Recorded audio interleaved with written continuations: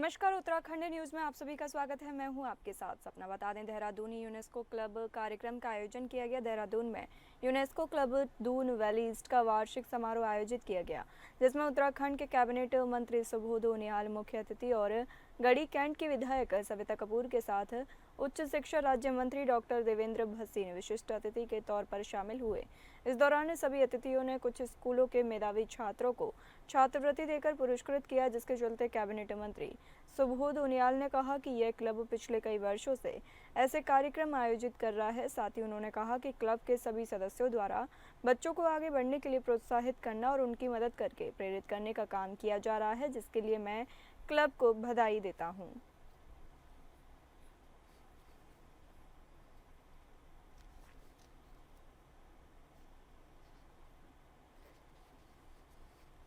जिस तरह समाज में गरीब बच्चों की मदद करना, ब्लड डोनेशन कैंप के साथ है हेल्थ कैंप लगाना, अपने आपस में एक जो क्लब के मेंबर्स हैं उनके बीच में बड़ा सौहार्दपूर्ण संवाद है, उनके बीच में आपस में मेलजोल रहे, इन तमाम चीजों को लेकर मनोरंजन से लेके आम आदमी के स्वास्थ्य की चिंता से लेके देश के भविष्य के जो हमारे नौजवान बच्चे हैं, इन बच्चों को जो निर्बल वर्ग के बच्चे हैं उनको किस तरह से मदद देकर अपने बच्चों को भी इंस्पायर करने का काम करते हैं, पर पुरस्कार करके कि बच्चे और आगे बढ़ने की भावना उसके अंदर पैदा हो।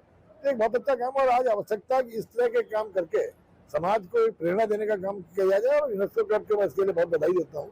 कई वर्षों से, क्योंकि फाउंडर मेंबर सुरेश गोयल जी इसके थे, और मैं आज देख रहा हूँ कि आज दूसरी जनरेशन इनकी, इन्हीं लोगों की दूसरी जनरेशन ने भी इसमें भाग लेना प्रारंभ किया। तो एक ये अनएंडिंग जो कार्यक्रम चला रहे हैं, निश्चित रूप से ये लोगों को लगातार प्रेरणा देने का काम करेंगे। उत्तराखंड के राजकीय डेयरी ब्रांड आंचल की ब्रांडिंग और प्रचार को लेकर धामी सरकार लगातार कड़े प्रयास कर रही है। तो वहीं देवभूमि उत्तराखंड की पावन चारधाम यात्रा में सभी धामों में श्रद्धालुओं के लिए आंचल के स्टॉल लगाए जा रहे हैं। इस बात को लेकर उत्तराखंड के दुग्ध विकास मंत्री सौरभ बहुगुणा ने कहा कि जिस जगह पर श्रद्धालुओं को ज़्यादा आना होता है, वहां पर आंचल के स्टॉल लगाए जाने का प्रयास किया जा रहा है। साथ ही उन्होंने कहा कि पिछले साल भी बद्रीनाथ धाम में आंचल के ताज़ा दूध, खोया और पनीर की अच्छी बिक्री हुई है, और इस बार भी हम सभी डेयरी उत्पादों को लोगों तक पहुंचाएंगे।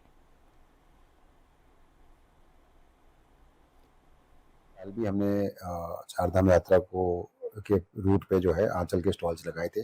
6 स्टॉल हमारे रूट पे लगे थे और एक हमारा केदारनाथ धाम में लगा था, एक बद्रीनाथ धाम में लगा था। लगातार कोशिश यही है कि जहाँ पे सबसे ज़्यादा मैक्सिमम फुटफॉल है वहाँ पर आंचल का प्रोडक्ट्स पहुँचाया जा सके, लोगों को आंचल की शुद्धता के बारे में बताया जा सके, आंचल के लिए लोगों की अवेयरनेस करी जा सके, और उसका बहुत अच्छा रिजल्ट हमको पिछली बार देखने को मिला, क्योंकि जो हमारे स्टॉल्स थे उन्होंने बहुत अच्छा बिजनेस किया। और जो हमारे बद्रीनाथ में फ्रेश मिल्क था, पनीर था, खोआ था, इसका बहुत अच्छा काम हुआ। जो हमारा टेट्रा पैक था, 1.25 करोड़ के ऊपर का हमने टेट्रा पैक सेल किया। तो इस बार भी हमारी कोशिश यही है कि जो चारधाम जो हमारे पहले के बूथ थे उनको हमने वापस शुरू करने के लिए कार्रवाई ऑलरेडी शुरू कर दी है। केदारनाथ मंदिर में हमारा एक आंचल का स्टॉल पिछली बार भी था, इस बार भी लगेगा। इसी के साथ ही ज़्यादा जानकारी के लिए हमारे संवाददाता सतीश कोठारी हमसे जुड़े हैं। आपसे जानेंगे श्रद्धालुओं और साधुओं के लिए क्या क्या सुविधा दी जा रही है। देखिए, मैं बात करूं चारधाम यात्रा की, तो चारधाम यात्रा में जिस तरीके से इस समय सरकार ने टॉयलेट की व्यवस्था ही करी, कुछ मूविंग टॉयलेट हैं, तो इसी तरीके से जो वहाँ के प्रभारी मंत्री हैं सौरभ बहुगुणा, और वो पशुपालन मंत्री भी हैं, तो उन्होंने जगह जगह आंचल के स्टॉल लगाए गए हैं। टेट्रा पैक के पैकिंग के माध्यम से जो है यात्रियों को असुविधा न हो, जहाँ जहाँ पे भी कहीं किसी को दिक्कत, वो ये छाछ, जैसे छाछ है, लस्सी है, दूध है, इन इसको लेकर एक उत्तराखंड का ब्रांड है आंचल, क्योंकि उत्तराखंड का एक तो ब्रांड बन जाएगा और एक लोगों को सुविधा मिल जाएगी। जगह जगह जो है इस तरीके के स्टॉल लगाए गए हैं, जैसे श्रीनगर, रुद्रप्रयाग, चमोली, अगस्त्यमुनि, इस तरीके से जो छोटे छोटे शहर हैं, छोटे छोटे मार्केट है, वहाँ पे आंचल के स्टॉल लगाए गए हैं। वो उनका खास उद्देश्य यह है कि एक तो प्रदेश का जो ब्रांड है उसकी ब्रांडिंग हो और एक यात्रियों को असुविधा न हो। जी सतीश, बने रहिए हमारे साथ, आपसे आगे और भी जानकारी लेंगे।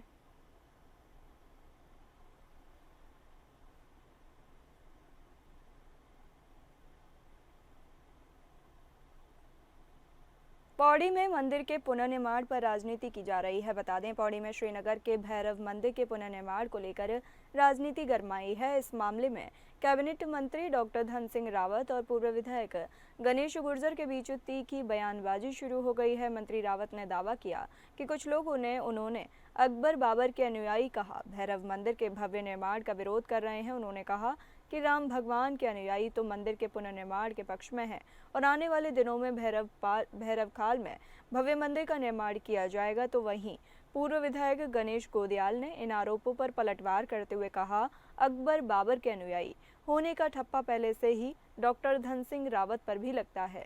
उन्होंने याद दिलाया कि पिछले वर्ष डॉक्टर रावत ने बिंदेश्वर महादेव मंदिर के निर्माण को रोकने के लिए अपने पद का दुरुपयोग किया था, जिससे साफ होता है कि कौन राम का अनुयायी है और कौन अकबर बाबर का अनुयायी है। दोनों नेताओं की ये बयानबाजी अब सियासी लड़ाई का रूप ले चुकी है। आने वाले दिनों में भैरव खाल मंदिर निर्माण का ये मुद्दा स्थानीय जनभावना, प्रशासनिक प्रक्रियाओं और राजनीतिक गठबंधनों के बीच किस तरह उभरता है, ये देखने वाली बात होगी। भैरवनाथ जी की कृपा हम सब पे है और उनकी कृपा से आज यहाँ पे एक भव्य आयोजन किया गया है। यहाँ पे एक भव्य मंदिर सभी स्थानीय लोग मिलकर हम लोग बनाएंगे और मुझे आशा विश्वास है कि एक बहुत बड़ा पर्यटन का केंद्र भी बनेगा, तीर्थाटन का केंद्र बनेगा। और जैसे हमारे धारी देवी का मंदिर है, जैसे हमारा श्रीनगर कमलेश्वर का मंदिर है, जैसे भोकाल का मंदिर बन रहा है, वैसे इसी तर्ज पे मैं चाहता हूँ कि पूरा क्षेत्र सर्किट पर्यटन सर्किट से जोड़ा जाए। और मैं इस बात से आज मैं पुख्ता हो गया है कि हजारों लोगों को मैंने पूछा कि मंदिर बनना चाहिए कि नहीं बनना चाहिए। सब लोगों ने कहा कि मंत्री जी बहुत अच्छा मंदिर बनाइए और उनका आशीर्वाद मिल गया है, भैरवनाथ जी का आशीर्वाद मिल गया है। और मैं कह सकता हूँ कि जो राम के अनुयायी हैं वो सब चाहते हैं कि मंदिर बनना चाहिए। जो अकबर और बाबर के अनुयायी हैं वो चाहते हैं कि मंदिर नहीं बनना चाहिए। ये तय करना है कि कौन किसका अनुयायी है। साल 2021 में हरिद्वार में हुए घोटाले की फाइल खुल गई है। बता दें, साल 2021 में हरिद्वार में आयोजित कुंभ मेले के दौरान कोरोना संक्रमण की जांच के लिए कराई गई RT-PCR और एंटीजन जांच में करोड़ों रुपए के घोटाले की जांच की फाइल एक बार फिर से खुलने जा रही है। इस मामले में ईडी ने कोर्ट में चार्जशीट दाखिल कर चुकी है, जिसके बाद IG गढ़वाल ने देहरादून और हरिद्वार में दर्ज मुकदमों की स्टेटस रिपोर्ट मांगी है।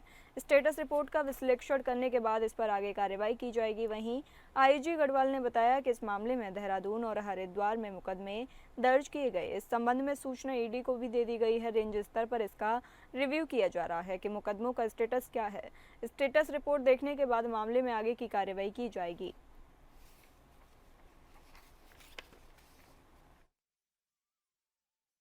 RT-PCR टेस्ट का है, उसके अंदर में कुछ अनियमितताएं पाई गई थी, तो इसके विरुद्ध में यहाँ पे संबंधित थानों में मुकदमे दर्ज किए गए थे और साथ साथ उन मुकदमों को ईडी के साथ भी शेयर किया गया था।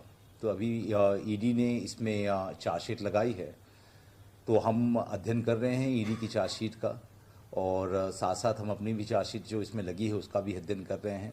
इसकी स्टेटस रिपोर्ट जो है वो मैंने ज़िलों से मांग ली है और इन्हीं के मिलान के बाद में फर्दर हम इसमें देखेंगे कि जो एक्चुअल में जो उनकी चार्जशीट जो लगी है और हमारी चार्जशीट में क्या कोलैबोरेशंस हैं, तो इसी पे उसका स्टेटस रिपोर्ट मांगा है और उसमें फर्दर उसको आगे इसमें निर्देशित किया जाएगा। इसी के साथ ही ज़्यादा जानकारी के लिए हमसे लगातार सतीश कोठारी जुड़े हुए हैं। आपसे जानेंगे अब तक क्या क्या कार्रवाई की गई है और जांच का दायरा कहां तक बढ़ा है।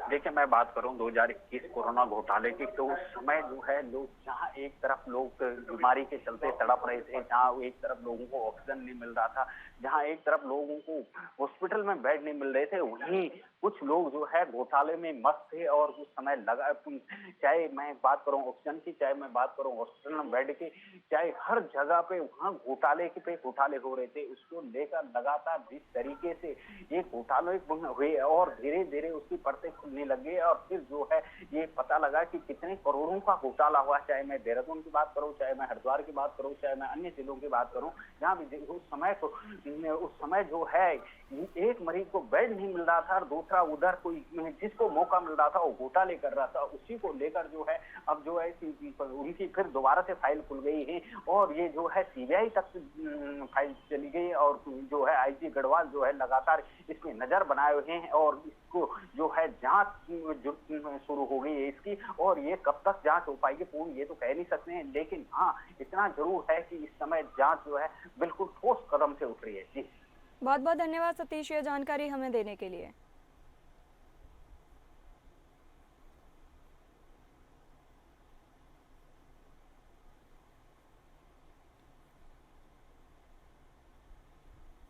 हरिद्वार में यात्रियों की बसों में कुछ युवकों ने तोड़फोड़ कर दी। बताते चलें कि हरिद्वार में माया देवी पार्किंग में खड़ी गुजरात से आए यात्रियों की बसों में कुछ युवकों ने जमकर तोड़फोड़ की। इतना ही नहीं, युवकों ने बसों के ड्राइवरों की पिटाई भी कर डाली। रात के वक्त ब्रह्मपुरी क्षेत्र के कुछ युवक पार्किंग में शराब पीकर हंगामा कर रहे थे। चारधामी यात्रियों की गुजरात से आई बसों के ड्राइवरों ने जब उन्हें रोकने की कोशिश की तो युवकों ने 2 ड्राइवरों की पिटाई कर दी और 3 बसों में तोड़फोड़ कर शीशे तोड़ डाले। ड्राइवरों की शिकायत पर पुलिस ने हरिद्वार नगर कोतवाली में 15 अज्ञात लोगों के खिलाफ मुकदमा दर्ज किया है। पुलिस का कहना है कि आरोपी युवकों की तलाश की जा रही है।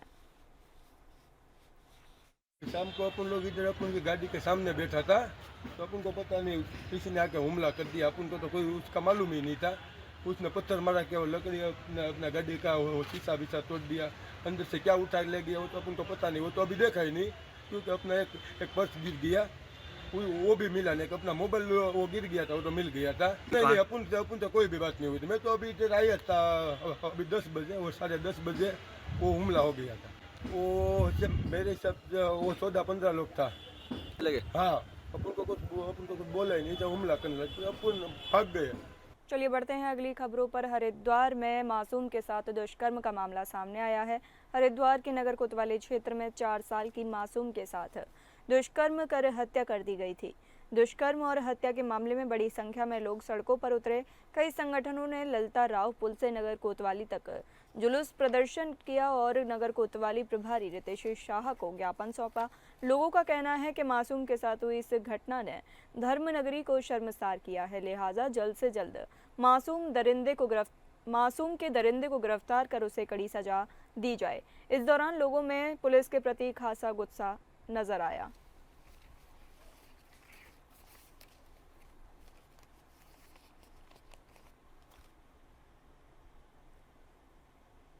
मैं कहता हूँ हमें देर हुई जन आक्रोश को हरिद्वार के सड़कों पर आने में। जिस प्रकार से कुछ दिन पूर्व 4 साल के एक मासूम बेटी के साथ इस तरह से एक दुर्दांत हत्याकांड को अंजाम दिया गया और उसके बाद आज तक वो हत्यारा पुलिस की गिरफ्त से बाहर है। और मैंने इस बात पर चिंता जताई थी कि वो यदि किसी जाति धर्म या किसी बड़ी परिवार से, बड़े रसूखदार परिवार से उस बच्ची का नाता होता तो शायद अब तक सड़कों पर हजारों लाखों मोमबत्तियाँ जल गई होती। आज प्रशासन भी चौकन्ना होता, आज सरकारों पर दबाव होता, लेकिन आज सब मौन है। इसीलिए हमने हरिद्वार के लोगों से आह्वान किया कि राजनीतिक बेड़ियों को तोड़कर आप इस परिधि से बाहर आकर सड़क पर आइए, उस बेटी को न्याय दिलाने का काम कीजिए। हरिद्वार के ज्वालापुर में कपड़ों के गोदाम में आग लग गई। बताते चलें कि गोदाम में आग लगने से अफरा तफरी मच गई। ज्वालापुर के अंसारी मार्केट के पास कपड़े की दुकान के पीछे बने गोदाम में देर रात अचानक आग लग गई। आग लगने की सूचना फायर ब्रिगेड को दी गई, जिससे मौके पर पहुंची फायर ब्रिगेड की 2 गाड़ियों ने आग पर काबू पाया। आग लगने की घटना के दौरान कोई हताहत नहीं हुआ। हालांकि गोदाम में रखा सामान जलकर राख हो गया है।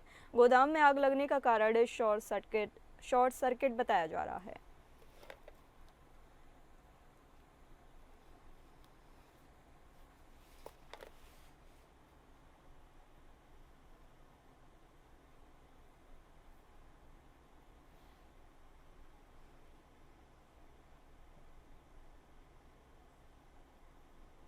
हरिद्वार में एक कार्यशाला का आयोजन किया गया। बता दें कि आपदा प्रबंधन में मीडिया की भूमिका को लेकर हरिद्वार में कार्यशाला आयोजित की गई। CCR हॉल में आयोजित वर्कशॉप में जिला आपदा प्रबंधन प्राधिकरण (NDMA) के अधिकारी मौजूद रहे। डीएम ने मीडिया को संबोधित करते हुए आपदा के दौरान की जाने वाली मीडिया रिपोर्टिंग को लेकर चर्चा की। इस दौरान मीडिया के लोगों से भी सुझाव लिए गए। डीएम ने कहा कि आपदा प्रबंधन के दौरान मीडिया की भूमिका महत्वपूर्ण है।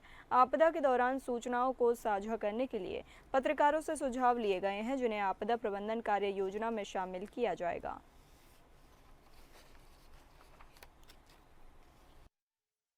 आपदा प्रबंधन में मीडिया की भूमिका विषय पर आज आपदा प्रबंधन प्राधिकरण के द्वारा एक कार्यशाला आयोजित की गई है, जिसमें हमारे मीडिया के अधिकांश बंधु यहाँ पर उपस्थित हैं और निश्चित तौर पर आपदा के संबंध में डिटेल अभी रखा गया है आपदा अधिकारी के द्वारा।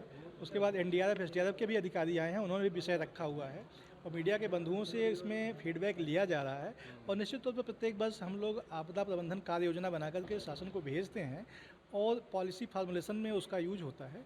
तो निश्चित तौर पर इस बार जो भी सुझाव आएंगे, इन सुझावों को भी हम लोग पॉलिसी में शामिल कर पाएंगे, तो इससे एक अच्छी कार्य योजना बन पाएगी और समय से हम लोग उसको मिटिगेट कर पाएंगे, एक्ट कर पाएंगे। देहरादून में बीते दिन 3 परीक्षा केंद्रों पर CBSE बोर्ड के द्वारा लैब असिस्टेंट्स की परीक्षा आयोजित की जा रही थी, लेकिन इस दौरान FRI स्थित परीक्षा केंद्र में एक मुन्ना भाई के होने की सूचना मिली। दरअसल जब सभी अभ्यर्थियों की बायोमेट्रिक हाजिरी लगाई जा रही थी, उसी दौरान एक अभ्यर्थी के प्रिंट मैच नहीं हुए, जिसके बाद उससे पूछताछ से मालूम हुआ कि उसका नाम चंद्र है और जो सौरभ सिंह की जगह पर परीक्षा देने पहुंचा है। जिसके बाद पुलिस ने संबंधित नकल रोधी कानून के तहत मुकदमा दर्ज कर दिया, लेकिन इसी दौरान 2 अन्य परीक्षा केंद्रों में भी इलेक्ट्रॉनिक उपकरण पाए जाने की बात सामने आई, जिसमें ऐसे 17 अभ्यर्थियों के खिलाफ भी कार्रवाई की गई है। प्रथम पाली में पुलिस ने पहुंचकर वहां जब जांच पड़ताल की तो एक अभ्यर्थी को वहां पर ब्लूटूथ डिवाइस के साथ पकड़ा गया था। चूंकि परीक्षा की शुचिता को लेकर इस तरह के जब सवाल है कि जिस तरह से एक छात्र इस तरह का पाया गया है, इसको देखते हुए सेकंड पाली में टीम बनाई गई थी और जो अन्य 4 परीक्षा केंद्र थे वहां पर आकस्मिक रूप से चेकिंग टीम द्वारा की गई। तो डालवाला के क्षेत्र में भी चेकिंग की गई, वहां पर जो इस तरह के 9 अभ्यर्थी जो इस तरह के पाए गए इलेक्ट्रॉनिक डिवाइस का प्रयोग करते हुए, उनको हिरासत में लिया गया। साथ ही साथ दूसरे सेंटर पे भी सेकंड पारी में भी इस तरह से वहां पर 8 लोग पाए गए जो परीक्षा में नकल करने के लिए ब्लूटूथ डिवाइस का प्रयोग कर रहे थे। समस्त अभ्यर्थियों से जब इस तरह की पूछताछ हुई तो उससे प्रकाश में 2 लोग आए जो हरियाणा के रहने वाले थे। उनके द्वारा बताया गया कि 70 हज़ार रुपये उनसे में ये ब्लूटूथ डिवाइस के माध्यम से पेपर सॉल्व करने के लिए बताया गया, तो एडवांस में 10,000 रुपये लिए गए थे, जिससे ये ब्लूटूथ डिवाइस खरीद के उपलब्ध कर। देहरादून में बर्ड फ्लू को लेकर वन विभाग सतर्क है। बता दें, यूपी के गोरखपुर चिड़ियाघर में बर्ड फ्लू की चपेट में आई एक बाघिन की मौत ने पूरे देश के वन्यजीव अभयारण्यों में चिंता बढ़ा दी है। इसके बाद सेंट्रल जू अथॉरिटी ने देश भर के चिड़ियाघरों और टाइगर रिजर्व को हाई अलर्ट पर डाल दिया है। उत्तराखंड में भी सतर्कता बढ़ा दी गई है। गोरखपुर के जू में बर्ड फ्लू से संक्रमित बाघिन की इलाज के दौरान मौत हो जाने के बाद देश भर के जू और टाइगर रिजर्व में हड़कंप मच गया।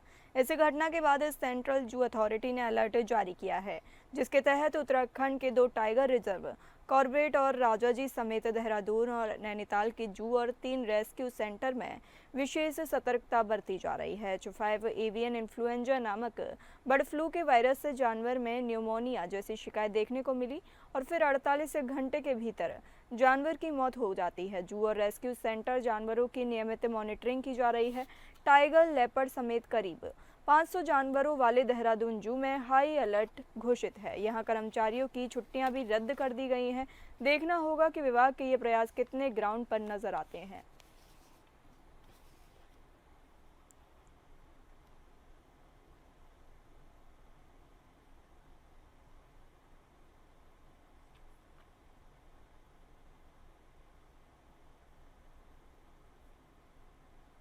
चमोली में भारी बारिश ने तबाही मचा रखी है। बता दें, बद्रीनाथ राष्ट्रीय राजमार्ग पागल नाला के पास सड़क पर मलबा आने के कारण अवरुद्ध हो गया है। भारी बारिश के चलते हाईवे पर मलबा आया है। जिलाधिकारी संदीप तिवारी ने बताया कि हाईवे को खोलने का कार्य शुरू कर जल्द खोल दिया जाएगा। वहीं पीपल कोठी में भी तेज बारिश के कारण बरसाती नाला उफान पर आ गया था, जिसकी वजह से नाले के पास खड़ी वहां इसकी चपेट में आ गए थे। हालांकि वाहनों को वहां से निकाल दिया गया है, लेकिन कोई जनहानि की सूचना पर वहां नहीं है। वहीं गोपेश्वर मुख्यालय में तेज बारिश के साथ ओलावृष्टि भी हुई, जिसकी वजह से लोगों का आवाजाही आवाजाही में भारी दिक्कतों का सामना करना पड़ रहा है। तेज बारिश के चलते जहां नालियों का जलस्तर एकदम से बढ़ गया, वहीं पैदल आवाजाही करने वाले लोगों को भारी दिक्कतों का सामना इस दौरान करना पड़ा।